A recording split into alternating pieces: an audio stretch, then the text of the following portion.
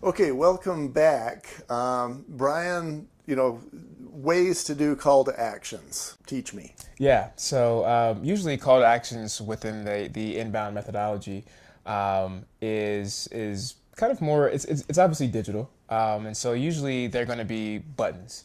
It's the best way when you are on a digital platform to catch somebody's eye, draw somebody to the action that you want to take them. And so there's a couple of different ways on how to create the call to actions, where to place them, etc. And I would say that the first and foremost thing that you want to do is, like we said in the last segment, make sure that it's an action word. You don't want to click or have a button that says white paper or first time home buyer's guide, right? You want to say download the first time home buyer's guide. Download how to buy and sell a home or how to buy 3 homes in under 3 years. Those Yeah, are the types of words that you want to use on that button. but I'm thinking that we don't want to use a full sentence on a button. Right, right. No, no, you don't want to use a full sentence, but you do want to make sure that, in addition to it being action, right, actionable, you also want it to correlate with the offering and with the message, the overall message. And so, what I like to do, and this is just me personally, as I'm building out the funnel, I like to have a number of different of campaigns and titles. And so, and this goes back to identifying the keywords and the topics. And so if there's 5 topics that I want to discuss for maybe 5 different buyer personas or whatever the case is, I then can have 5 separate blog posts, 5 separate ebooks, 5 separate call to actions, and 5 separate landing pages. And so you want to correlate that those 5 separate topics with the right call to actions. And consistency is huge, and that probably is the second factor, right? Which is you want to make sure that when somebody it clicks through from the or when they're reading a blog or something on your website, you want to make sure that that title, that message, that topic correlates 100% with that call to action. So I'm thinking, let's say that I decide that I'm a dog or I'm an animal lover. So, and let's leave dogs and cats out of this. Okay. Maybe we'll do a Chihuahua because that's Okay. not a Yeah. dog. Yeah. It's Yeah. kind of a rat. Yeah. But okay, It's a mixture. It's a hybrid. so let's say that I wanted to just see if I could get more traffic from people who maybe are rat lovers or snakes or iguanas. And so what you're saying is I actually have a page for parakeets and another one for iguanas. Yep. And then Google is going to send people directly to that page, even though it's not my home page. Correct. Yep. And, it'd be fun actually researching how to make your home a best fit for an iguana. Yeah. Right. Yeah. Maybe you put more heat vents in there. Yeah, yeah. I mean, there could be a whole kit, or maybe like a do-it-yourself, right? Or maybe there's already solutions out there from other pet stores that kind of have a already built for iguanas and chihuahuas. Yeah, and I'm just going down a crazy road, but I think this sort of thing is how a person can attract and convert. Yep. Let's say that maybe a guy is the iguana lover. Is hardwood or tile better? Yeah. Right. Yeah, that's so true. I mean, and that's where that attract stage of providing those resources to somebody's questions and essentially their problem. And so having FAQs and even having FAQs in a conversational type of format, which is like a blog. And so after I get done with that blog of how to accommodate my iguana in my home, you want to have a call to action that says, here are the 10 steps to making your iguana feel at home. Download the iguana guide. Ebook, right? And so you see that there is a small message that's placed before the call to action, and then you actually have the call to action that is, saying download.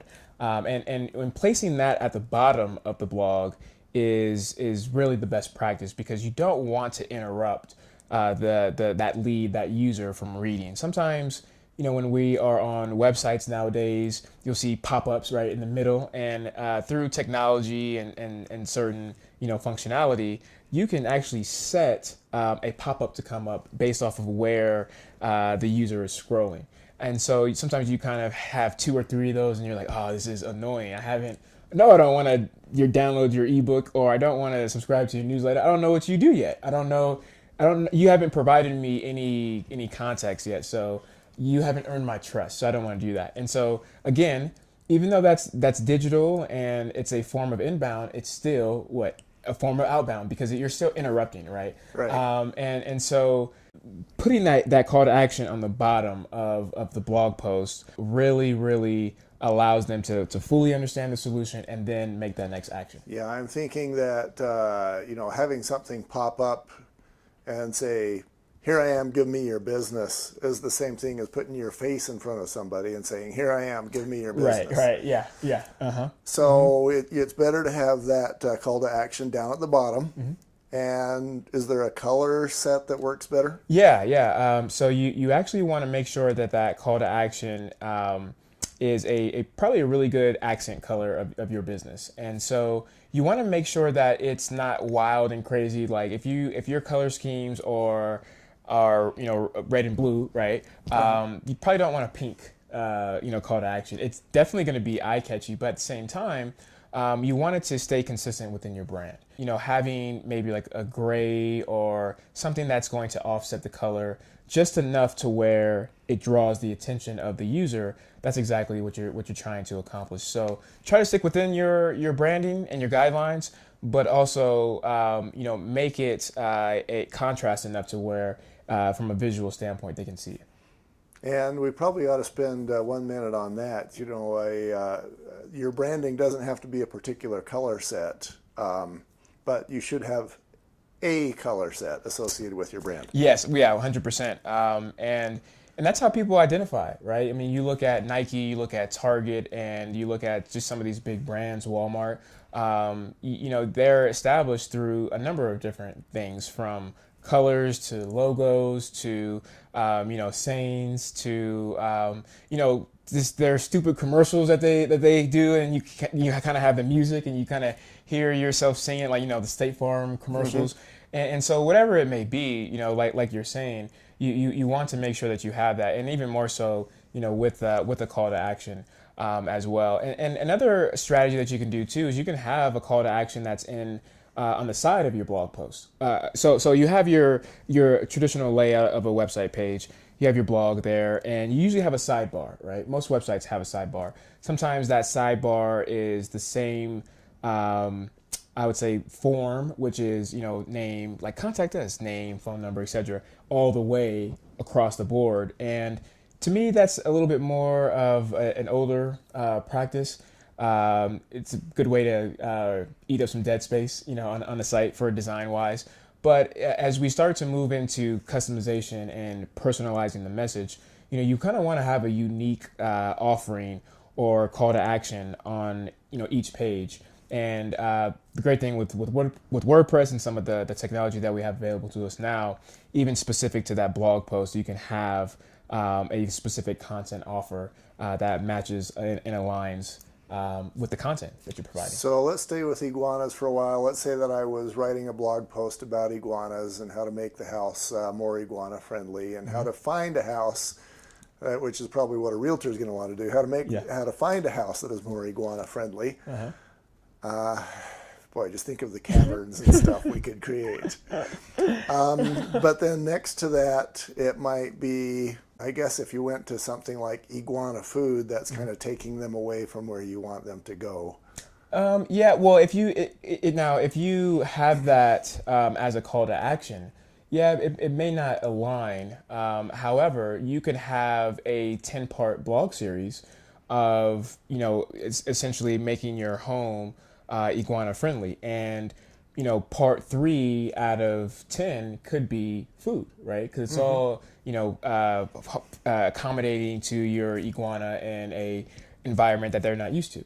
And so, making sure that they have the proper settings, one thing, making sure that they have the proper food is another thing.